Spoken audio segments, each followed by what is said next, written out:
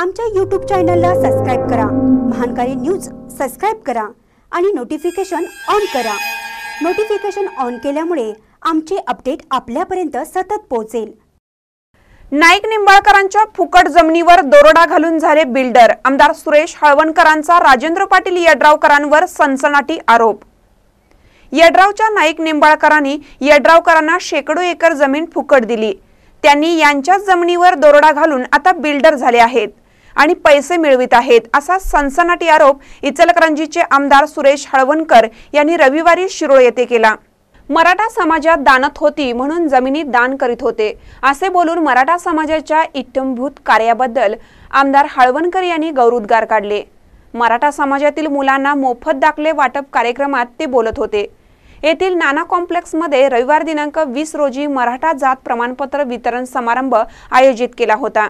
यावेळी आमदार हळवणकरांनी यड्रावकरांच्या एकूणच कार्यावर सनसनाटी आरोप करीत आगामी विधानसभा निवडणुकीत गोकुळचे संचालक अनिलराव यादवच आमदार असतील असा आत्मविश्वास व्यक्त केला। अध्यक्षस्थानी विठ्ठलराव नाईक निंबाळकर हे होते। यावेळी बोलताना आमदार हळवणकर म्हणाले, राज्यामध्ये मराठ्यांचं सरकार होतं पण त्यांना मराठा समाजाला आरक्षण देता आलं नाही, पण भाजपाचे मुख्यमंत्री देवेंद्र फडणवीस यांनी हे करून दाखवलंय। मराठा समाजाने शासनाच्या योजनेचा आणि मुलांनी शिक्षण तसेच नोकरीत फायदा घ्यावा असं आवाहन आमदार हळवणकर यांनी केलं। गावगाडा चालवण्याची शक्ती ज्या मराठा समाजाकडे होती, गेल्या अनेक वर्षानंतर भावबंदी, घरं मोठी झाली, भावांना मुलं झाली आणि या जमिनीचं विभाजन झालं आणि या महाराष्ट्राचं जे सर्वेक्षण आमच्या समोर आलं ते महाराष्ट्रातला 98% समाज हा अल्पभूधारक, 1 एकर 1.5 एकर 10 गुंठ्याचा, काही शेतमजूर झाले, काही हमाल झाले आणि मी मराठा समाजातला माझे वडील मायग्रेट झाले, बरेच लोक मुंबईला गेले, माथाडी कामगार झाले। तसे आमचे वडील पहिल्यांदा गिरणी कामगार झाले, मुंबईजवळ गिलाई रोड मुंबईचा प्रसिद्ध आहे, इथले पश्चिम महाराष्ट्रातले सगळे तिकडे लोक राहतात आणि शेतीमध्ये काही पिकायला तयार नाही आणि वाट्याला आलेल्या जमिनीतनं 5 लोकांचं कुटुंब चालवायला तयार नाही। तुम्ही शिरोळ तालुक्यातील लोक जरा भाग्यवान आहात। रत्नापा कुंभार देशभक्त यांनी या माळावर मुसळं पण उगवत नव्हती, तिथं 55 लिफ्ट इरिगेशन आणल्या आणि या सगळ्या शिरोळ तालुक्याचं नंदनवन करण्यामध्ये जर कुणाचा वाटा असेल तर तो देशभक्त रत्नापा त्यांच्या जीवावर आता साखर कारखाने अनेक काढले लोकांनी आणि त्या अण्णांना जेलमध्ये घाला, त्यांचे कारखाने उद्ध्वस्त करा असा संघर्ष करणारी पुढारी आताच्या राजकारणामध्ये दिग्गज लीडर म्हणून आहेत। म्हणजे जे संजय पाटील कोण आहेत ते उभारणार पाटील, राजेंद्र पाटील, प्रत्येक निवडणुकीला मी आमदार म्हणून सांगतो। त्याच्या बापाने तरी त्या रत्नापांना कुंभारांना एवढ्या यातन्या या शामराव पाटील यड्रावकरांच्या एवढ्या कुणीही दिल्या नसतील, एवढ्या यातन्या अशा पद्धतीच्या लोकनेत्याला आपल्याला मिळाल्या आणि म्हणून असा गावगाडा चालवणारा हा मराठा समाज जेव्हा अल्पभूधारक झाला, पण एका बाजूला चित्र हे असताना हे वास्तव चित्र होतं। बाकी सगळे ओबीसी समाजाला मराठा समाजाच्या मुख्यमंत्र्यांनी, मंत्र्यांनी, मंत्रिमंडळाने आरक्षण दिले। SC ST वर्गाला डॉक्टर बाबासाहेब आंबेडकरांनी घटनेत आरक्षण दिले आणि SC ST वर्गाला आरक्षण दिल्यानंतर आता पहिल्यांदा स्वातंत्र्याच्या 70 वर्षानंतर देशाचे पंतप्रधान नरेंद्र मोदींनी सर्व जाती धर्मांना 10% संविधानिक आरक्षण परवाच पार्लमेंटमध्ये जाहीर केलं। त्यात मुस्लिम आहेत, त्याच्यामध्ये ब्राह्मण आहेत, त्याच्यामध्ये मराठी पण येतात, सगळ्या प्रकारच्या जाती, कुठली जात नाही अशी नाही, अशा समाजाला संविधानिक आरक्षण 10% दिलं शिक्षणामध्ये, नोकरीमध्ये।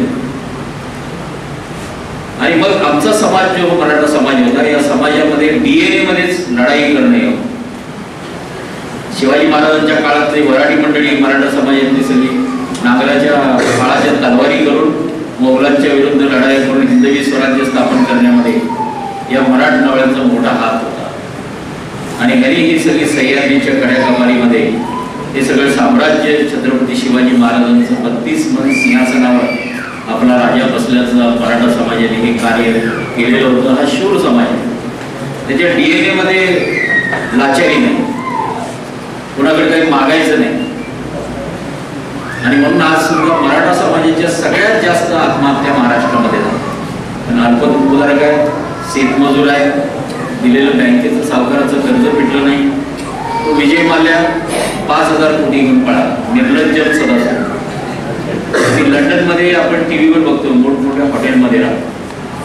पण हा मराठा समाज इज्जतीला इमानदारीनं जगणारा, याचं जर कुणाचं 10,000 रुपये जरी कर्ज तटलं तर त्याला ते सहन होत नाही. कारण स्वाभिमान हा शिवाजी महाराजांच्या काळापासून यांच्याकडे.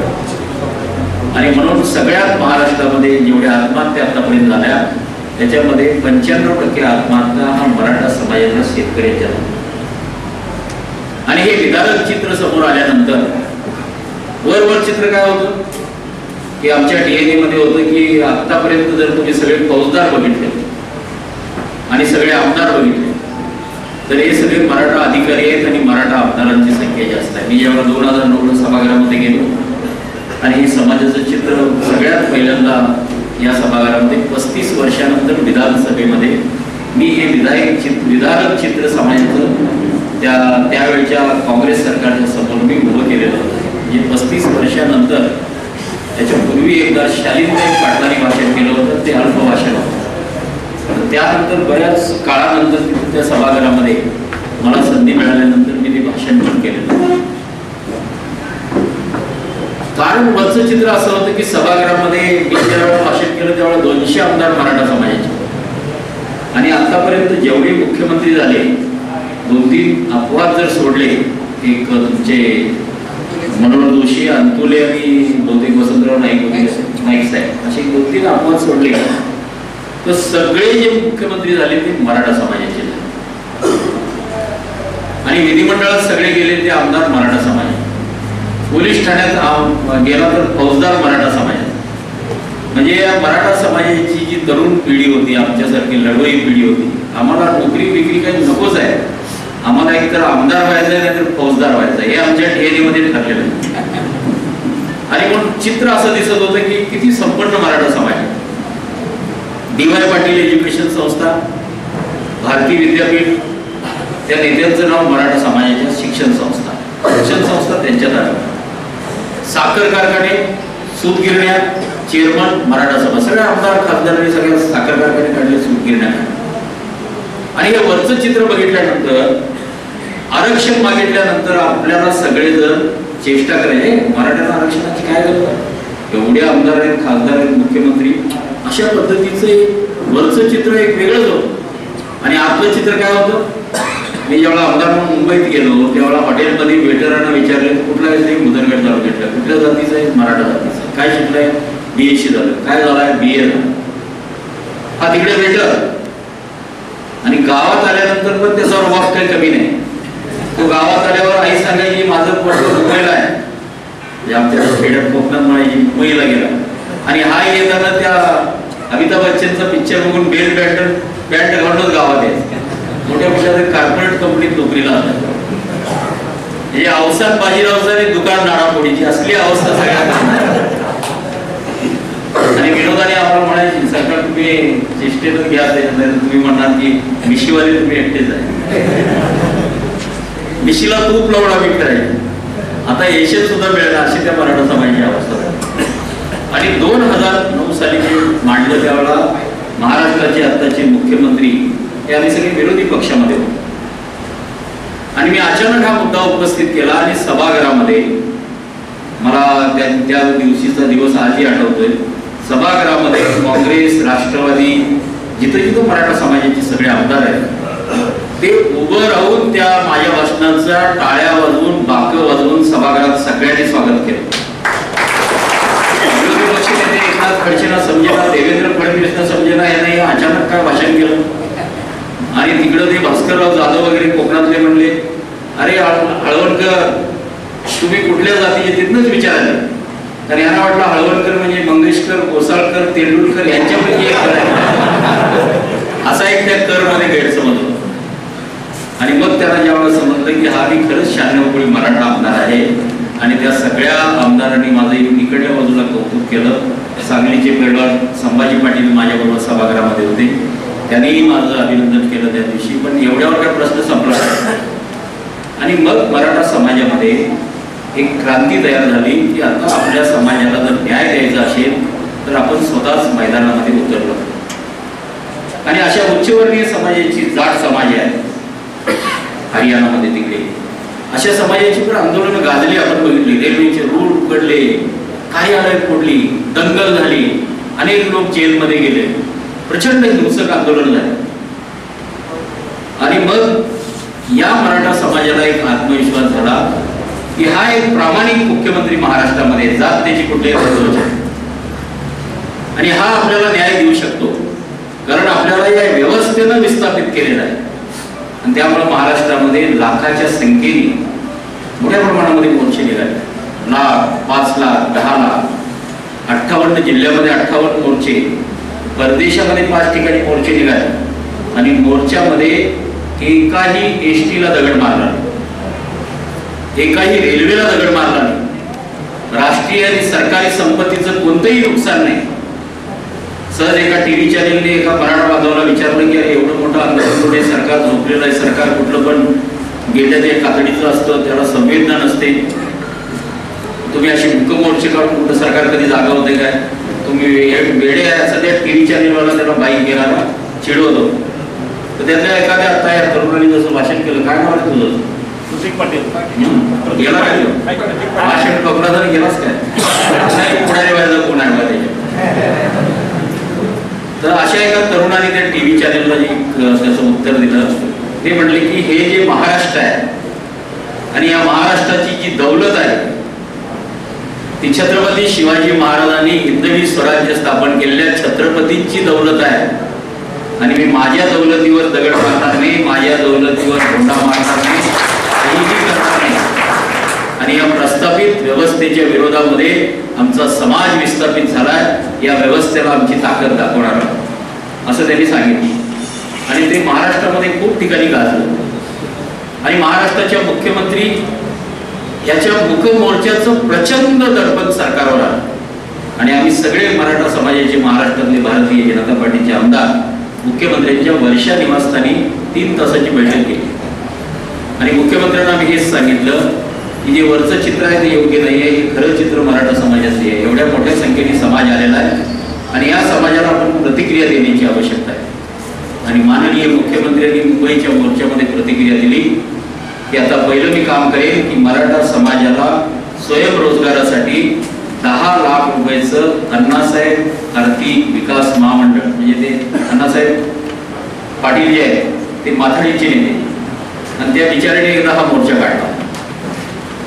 मोर्चा मंत्रालयावर गेला आणि त्यांनी सांगितलं की जर या सरकारनं आज संध्याकाळपर्यंत आरक्षण दिलं नाही तर मी उद्याचा सूर्य बघणार नाही. आणि हे पहिलं बलिदान जे झालं ते अण्णासाहेब पाटलांचं मराठा समाजासाठी बलिदान झाले. आपल्याला याच्याच माहिती पाहिजे, हे काय सहज मिळालेलं नाही. आणि मग महाराष्ट्राच्या मुख्यमंत्र्यांनी त्या अण्णासाहेब आर्थिक विकास महामंडळाला पहिल्यांदा दरवर्षी बजेटमध्ये मी दुर्बीण घेऊन ओळखायचं. मलाही पृथ्वीराज सरकार नाव होता, अरे आपल्या समाजातल्या पोरांना काहीतरी 5-50 हजाराचं कर्ज देऊन उभं करावं असं डोक्यात असेल. आमदार म्हणून गेल्यानंतर ते बजेट वाचायचं. अण्णासाहेब आर्थिक विकास महामंडळाची तरतूद किती? 25 कोटी. आणि त्या कर्मचाऱ्यांचा पगार किती? 62 कोटी. म्हणजे पगार बी बघायचं नाही, ते इमारतीचं भाडेही बघायचं नाही, लाईट बिलही बघायचं नाही, केवळ हेडला तरतूद करायचं. म्हणजे एक प्रकारे अनेक वर्षे या सरकारने सगळ्या अण्णासाहेब आर्थिक विकास महामंडळ याची चेष्टा केली होती. माननीय मुख्यमंत्र्यांनी त्याला 400 कोटीची तरतूद केली. आणि आता तर शासन निर्णय जो झालाय की 10 लाखाचं कर्ज जे आहे ते विनाकारण हे कर्ज आहे. आणि त्याचं सरकार त्याला गॅरंटी कोण घेतली? त्याला महाराष्ट्राच्या सरकारने गॅरंटी घेतली. एकच की तुम्ही धंदा करण्यासाठी, व्यवसाय करण्यासाठी, स्वतःच्या पायावर उभं राहण्यासाठी आपल्या हातामध्ये जे स्किल आहे, पृथ्वीराज मी तुमचं मनापासून अभिनंदन करतो. याला पहिलं सर्टिफिकेट दिलेलं आहे. शेवटी सरकारमध्ये कागद बघितला जातो, कपाळावर तर कुठली कुणाची जात दिलेली नाही. कागदामध्ये सरकारी अधिकाऱ्याने एकदा शिक्कामोर्तब झाला की सोशली इकॉनॉमिकल बॅकवर्ड मराठा समाज असा तो जो आपला शिक्का बसलेला आहे. त्यामुळे आपलं काम सोपं झालंय. आणि या महाराष्ट्राच्या मुख्यमंत्र्यांनी ज्या पोरांनी आता त्या मुलांनी सांगितलं, खरंच कुठल्याही मराठा समाजाच्या मुख्यमंत्र्याला जे करता आलं नाही, जे साखर सम्राटाला करता आलं, शिक्षण सम्राटाला करता आलं नाही, देणग्या घेतल्या, जमिनी घेतल्या, शाळा काढली, इंजिनिअरिंग कॉलेज काढली, पण या मुलांना शिक्षण नाही देता आलं. भारती विद्यापीठ, त्या बंटी पाटलांचं ते कुठलं DY पाटलांचं विद्यापीठ, ही सगळी मोठी मोठी विद्यापीठ. इंजिनिअरिंग मेडिकल कॉलेजला प्रवेश कुठला? काश्मीर, बिहार, उत्तर प्रदेश, इकडल्या सगळ्या पोरांना प्रवेश. आणि इकडल्या बाजूला दरवाजे मराठा समाजासाठी बंद, कारण तिथं प्रवेश नाही. ही किती? लाख, 1.5 लाख, 2 लाख. ही इंजिनिअरिंग, मेडिकल, अशा सगळ्या मेडिकलची फी किती? 32 लाख रुपये मेडिकलची फी. आता एखादा सामान्य अल्पभूधारक शेतकऱ्याचा मुलगा डॉक्टर होईल? होणार. इंजिनिअरिंगची फी किती? 1.5 लाख वर्षाला फी. एखादा सामान्य अल्पभूधारक शेतकऱ्याचा मराठा समाजाची मुलगा मुलगी शिकेल? नाही शिकणार. आणि म्हणून 40 वर्षे ही मराठा समाजासाठी शिक्षणाची दारं या व्यवस्थेतल्या पुढाऱ्यांनी बंद केली. त्यात मराठा समाजाचे नेते बनवले. त्याला कधी असं वाटलं नाही की या मराठा समाजाला 10% जागा आपल्या संस्थेमध्ये द्यावी, कारण जागा सरकारची आहे, अनुदान सरकारचं येत.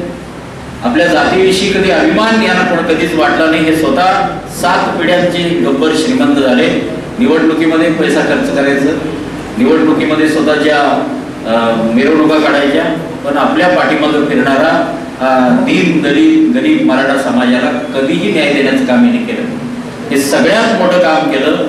40 वर्षे आपल्याला जे दरवाजे शिक्षणाचे बंद झालेले होते, आरक्षण नसल्यामुळे, पैसा नसल्यामुळे, ही दरवाजे देवेंद्र फडणवीसनी उघडली.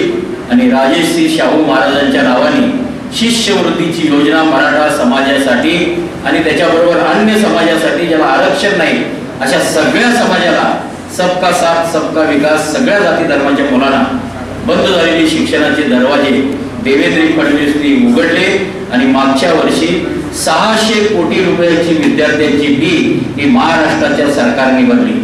त्याच्यामध्ये एखादा मेडिकलला जाणारा विद्यार्थी असेल, तुम्हाला सगळ्यात सोपी उदाहरण तुम्हाला समजेल, 32 लाखाच्या फी पैकी 16 लाखाची फी हे महाराष्ट्राचं सरकार भरतंय. असा क्रांतिकारक निर्णय या ठिकाणी माननीय मुख्यमंत्र्यांनी घेतला. आणि आता राहिलं आरक्षण. आता हे सगळं होण्यासाठी हे 2 कार्य केले. याला आरक्षणाची गरज नाही, त्याला महाराष्ट्राच्या सरकारने दिलंच. जो मराठा आहे, कुणबी आहे, कोण आहे, त्याला दिलंच ते. पण आता आरक्षणाचा लाभ मिळाला पाहिजे ही एक मागणी होती. आणि शिक्षण आणि नोकरीमध्ये ती मागणी होती. कारण आता ही मेगा भरती होणार आहे. 72,000 नोकऱ्या महाराष्ट्रामध्ये भरल्या जाणार. आणि म्हणून मी आरक्षण देण्याचं काम विधिमंडळामध्ये केलं, कायद्यामध्ये केलं, घटनेमध्ये बसवून केलं. ज्या दिवशी हा कायदा सभागृहामध्ये मंजूर झाला त्या घटनेचा सुद्धा मी एक साक्षीदार होतो, त्याचा मला अभिमान वाटतो. आणि त्या दिवशी सभागृहामध्ये आम्ही सगळ्यांनी उभारून एक मताने हा कायदा विधिमंडळाच्या सभागृहामध्ये, दोन्ही सभागृहामध्ये कोणतीही चर्चा नाही. पहिले 3 दिवस तरी दंगा करायला लागला. मराठा समाजाला आरक्षण मिळालं पाहिजे, त्याचं काय बोला. मुख्यमंत्री म्हणले थांबा, मी आहे, मस्त घट्ट आहे, म्हणजे मी सगळं करतो. आणि जेव्हा आरक्षणाचं विधेयक सभागृहामध्ये आणले त्यावेळेला त्या पांडवांच्या, त्या कौरवांच्या सभेमध्ये सगळे भीष्म पितामह सगळे जे आहेत ना आपले समाजाचे दिग्गज, माजी आमदार, माजी मंत्री, तो माझी करायला 2019ला सगळे आम्हीच येणार आहोत. त्यामध्ये सगळे मानाखाली घालून बसलेले. त्यांना इतकं वाईट वाटायला लागलं. त्यांना वाटलं की आता काय खरं नाही, हा सगळा मराठा समाज जे आपल्याला जमलेले नाही, ते आपल्या ना जातीचा ना गोतीच्या अशा ब्राह्मणांनी आपल्याला पायात काढून तोंडावर पण मारला आणि डोक्यात एक वन घालावा असा एक हातोडा त्या सभागृहामध्ये विधेयकाच्या वेळेला आम्हाला बघायला मिळाले. माना खाली घालून बसलो. त्यांना कशाचं वाईट वाटत होतं मला माहित नाही. आपण देऊ शकलो नव्हतो याचा पश्चाताप होत होता. काही आरक्षण मिळाल्यामुळे 2019चा निकाल लागलेला आहे अशा पद्धतीने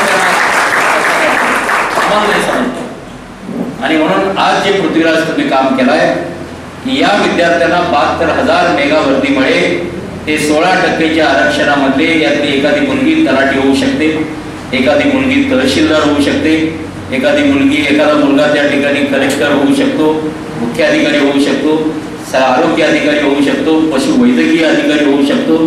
आणि या सरकारी नोकरीमध्ये एक आपल्याला आरक्षणाच्या माध्यमातून ही जे जेवढ्या जागा आहेत त्यातल्या 16% जागा हा मराठा समाजाला मिळण्यासाठी हा दाखला अत्यंत आवश्यक आहे. कारण ही सगळी ऑनलाईन आहे, त्याच्यात वशिला नाही. आमदारांना भेटा, खासदारांना भेटा, चिठ्ठी घ्या, 50,000 द्या, 25,000 द्या. नोकर भरतीमध्ये काहीही भ्रष्टाचार नाही. ऑनलाईन कॉल आपल्या घरामध्ये येईल, ऑनलाईन ऍप्लिकेशन करायचं, ऑनलाईन परीक्षा द्यायची, कुठल्याही एजंटाला भेटायचं नाही. आणि एजंट जर कुठं काय असं सांगायला लागला की माझा वशिला आहे, महसूल मंत्र्याला सांगतो, ह्याला सांगतो, अनिल रावांचं नाव सांगतो, निंबाळकर सरकारांचं नाव सांगेल, कोणावरही विश्वास ठेवू नका. आता देशामधली गंगा सुधारलेली आहे. गंगोत्री, गंगा म्हणजे वरची जी नदी आहे ना गंगा, ही पवित्र पाहिजे. दिल्लीमध्ये सगळं करप्शन बंद. हे खाली यायला अजून वेळ आहे. अजून ट्रॅफिकवाला पैसे खातो आम्हाला माहिती आहे, तलाठी पैसे खातो आम्हाला माहिती आहे, पण ते कमी प्रमाणात.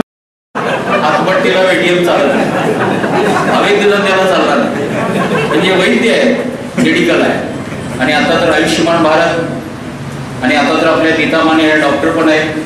त्यांच्या दवाखान्यात तर आता मोफत सुविधा ना नीतामाने सुरू केले का नाही? कोणाकडे पैसे घेणार नाही ना, नाही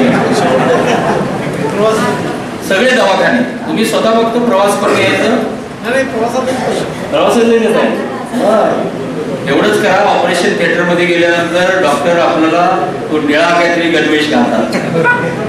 बरं झाल्यानंतर तू गणवेश घेऊन या, नाही तोही घेऊन या, दुसऱ्या पेशंटला उपयोगाला येईल. थंड ताप आले, 2 सलाईन लावले, एटीएम मारायचे, चला निघालो घरात, पैसे द्यायचेच नाही. म्हणजे या देशामधल्या जवळजवळ आणि महाराष्ट्रामधल्या 98% समाजाला आरोग्यावर एकही पैसा खर्च करावा लागणार नाही. महात्मा फुले आणि आयुष्यमान भारत योजनेचं कन्सोलिडेट केलं तर एकाही नागरिकाला आरोग्यासाठी पैसे लागणार नाहीत. अशी व्यवस्था आता महाराष्ट्राच्या सरकारने या दोन्ही योजनांच्या माध्यमातून केली, आणि त्यामुळे आज जे पृथ्वीराजनी काम केलंय ते अतिशय उत्तम काम केलंय. आणि हे काम त्या जातीमध्ये जन्माला आलेला, त्या जातीतल्या तरुणांच्यासाठी, मुलांच्यासाठी ज्याला काहीतरी करावं असं वाटतं, म्हणजे अन्य जातीसाठी करावं असं वाटत नाही असं नाही, पण हा अतिशय मागास झालेला समाज होता. माथाडी कामगार, लोकउदारक, मी मगाशी सांगितल्याप्रमाणे अगदी अशोकराव तुमच्या समाजापेक्षा वाईट अवस्था आमची झाली होती. तुम्ही एकदम सफेद पांढऱ्या पोशाखामध्ये वाटतच नाही,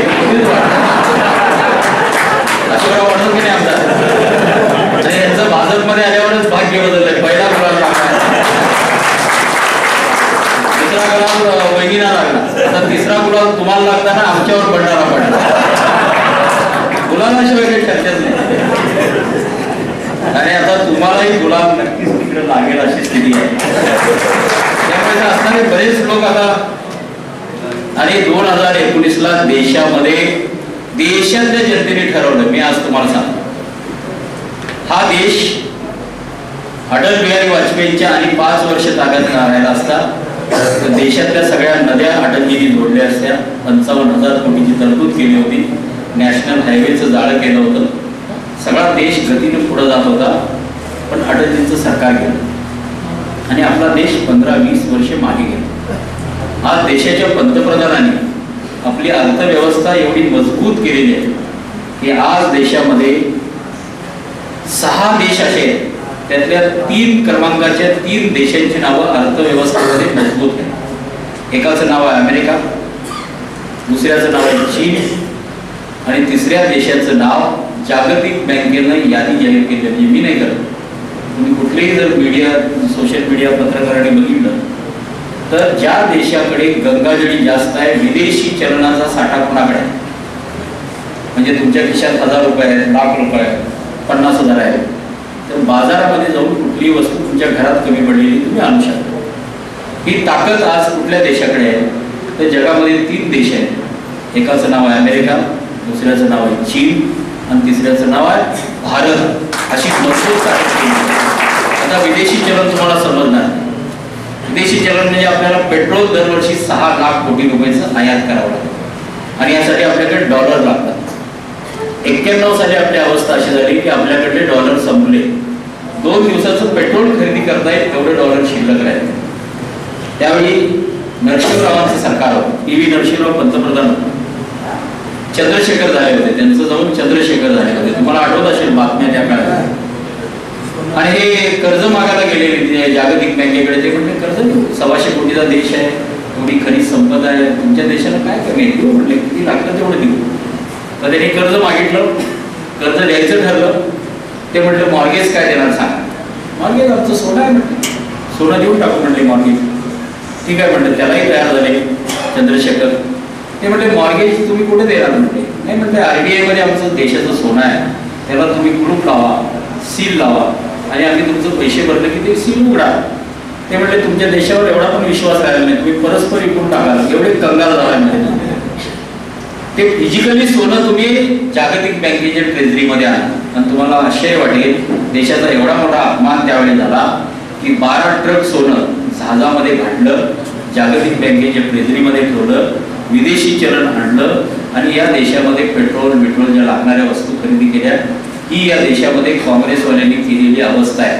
आणि आज जगामध्ये 3 देशामध्ये विदेशी चलनाचा साठा मजबूत ठेवणारा हिंदुस्थानचा प्रधानमंत्री नरेंद्र मोदी आहे. याला काढून बंगालमध्ये तुम्ही टीव्हीवर बघितलं असेल, सगळे चोर, दरोडेखोर, लुटारू सगळे एका जागी. आणि एकच म्हणत होते, मोदीने नोटबंदी किया, बंगालमध्ये सगळे कंगाल पुढारी मला दिसत होते. शरद पवार कंगाल, निवडणूक लढायला पैसा नाही. मायावती कंगाल, निवडणूक लढायला पैसा नाही. बंगालमध्ये हे कंगाल पुढारी, यांना नोटबंदीचा त्रास झालाय, यांना या सगळ्याचा त्रास झालाय. आता निवडणूक एकटे मोदींच्या विरुद्ध लढू शकत नाही, म्हणून सगळे एक येऊन यांचा एकच अजेंडा आहे, देश आम्ही पुढे नेऊ, देशामध्ये या सुधारणा करू, हे काय सांगत नाही. त्यांचा एकच अजेंडा आहे, मोदी हटाव, बाकी काहीच बोलत नाही. मोदी जर निवडून आले तर आपलं दुकान तर पक्षाचं बंद करायलाच लागेल. दुसऱ्या बाजूला आपल्या जागा जे आहेत, आपण जे कारनामे करून ठेवलेले आहेत, त्याच्या मागे जे मोदी लागलेले आहेत, एकतर हे सगळं सापडलेलं, गोठवलेलं, साठवलेलं सगळं धन आणि लुटारूला सगळे ताब्यात घ्यायला लागले. याला हे घाबरलेले, हे म्हणतात की मोदी आ गया तो अपने को जेल, बाकी कुछ बचेगा ही नाही म्हणतात. राजकीय पार्ट्याच राहणार नाही, पुढे निवडणूकच होणार नाही असं ते जाहीर करायला. आणि म्हणून आपल्या सगळ्यांची जबाबदारी, एकदा 2019ला मोदी आले, महाराष्ट्र त्याच्या मागे मागे, एकदा राष्ट्र आलं की महाराष्ट्र ऑटोमॅटिक भारतीय जनता पार्टीच्या ताब्यात. आणि या देशामध्ये पंचायत पासून पार्लमेंटमध्ये जिकडे बघेल तिकडे भारतीय जनता पार्टीचे समाज सेवा करणारे कार्यकर्ते तुम्हाला पाहायला मिळतील. आणि अशा पद्धतीची भावना व्यक्त करतो. 2019ला निवडणुकीची जेव्हा केव्हा संधी, तेव्हा मी असं म्हणणार नाही भारतीय जनता पार्टीला धृतराष्ट्रासारखं मतदान करा, उघड्या डोळ्यांनी मतदान करा आणि निर्णायकपणे भारतीय जनता पार्टीला तुम्ही निवडून देण्यासाठी सहकार्य करा. निवडणुकाचा काळ आहे आणि या विद्यार्थ्यांनी या ठिकाणी हे सगळं कार्य जे आपल्या पृथ्वीराजांनी केलंय, 55 गावातल्या या गरीब भूमीधारक, अल्पभूधारक शेतकऱ्यांना पृथ्वीराज तुम्ही हे त्यांच्या घरापर्यंत जे दाखले पोच करण्याचं काम करताय, हे ज्या जीवनामध्ये क्रांती आणणारं काम केल्याबद्दल मी पृथ्वीराजला मनापासून धन्यवाद देतो आणि माझं मनोगत संपवतो. त्यापैकी पहिल्या टप्प्यात 450 दाखल्यांचं आमदार हळवणकर यांच्या हस्ते वाटप केलं, तर तालुक्यातून 5000 दाखले काढून दिले जाणार असल्याचे पृथ्वीराज यादव यांनी सांगितले. यावेळी धनाजीराव जगदाळे, जिल्हा परिषद सदस्य अशोकराव माने, नगराध्यक्षा डॉक्टर नीता माने, जोशना यादव, सरपंच सुरगोंडा पाटील, सुकन्या पाटील कुटवाड, शहाजी गावडे, तालुका अध्यक्ष मुकुंद गावडे, नगरसेवक डॉक्टर अरविंद माने, पंडित काळे, श्रीवर्धन माने देशमुख, दादासो कोळी आदी प्रमुखांबरोबर शिरोळ नगरपालिकाचे भाजप नगरसेवक, विद्यार्थी, पदाधिकारी, कार्यकर्ते मोठ्या संख्येने उपस्थित होते. महानकर न्यूज साठी शिरोळहून संदीप इंगळे. आणि आपल्या समाजामध्ये जे आपल्या गोरगरीब लोक आहेत, कारण आपण आर्थिक दृष्ट्या म्हणून सरकारने आपल्याला आरक्षण दिले. आणि दाखले काढताना निवडणुकीच्या वेळी आम्ही दाखले काढत असतोय, जातीचा दाखला काढताना किती आजार काय येते ते आपल्या सगळ्यांना माहिती आहे. आणि जे शैक्षणिक दृष्ट्या आरक्षण दिलेलं आपल्याला, त्या आरक्षणाला अनुसरून या ठिकाणी आम्ही दाखले काढण्यासाठी एक जनसुविधा केंद्र शिरोमध्ये स्थापन केलं. आणि त्या केंद्राच्या माध्यमातून साहेब पहिला शिरोमध्ये दाखले काढण्याचा उपक्रम हातात घेतला. पण शिरोमध्ये घेता घेता तालुक्यातील प्रत्येक गावातून ज्याला आम्हाला या ठिकाणी प्रतिसाद मिळत गेला. आमच्याकडे 1264 लोकांनी या ठिकाणी नोंदणी केली दाखल्या संदर्भात. आणि त्याच्यामध्ये 9 दाखले इमर्जन्सी होते, म्हणजे तात्काळ लागणार होते, तरी 9 दाखल्याने त्या लोकांना घेऊन टाकले. 18 दाखले जे होते ते बाहेरच्या जिल्ह्याचे होते. म्हणजे त्याचं इथं दाखला निघतो पण बाहेर त्यालाही त्यांनी तात्काळ दाखले देऊन टाकले.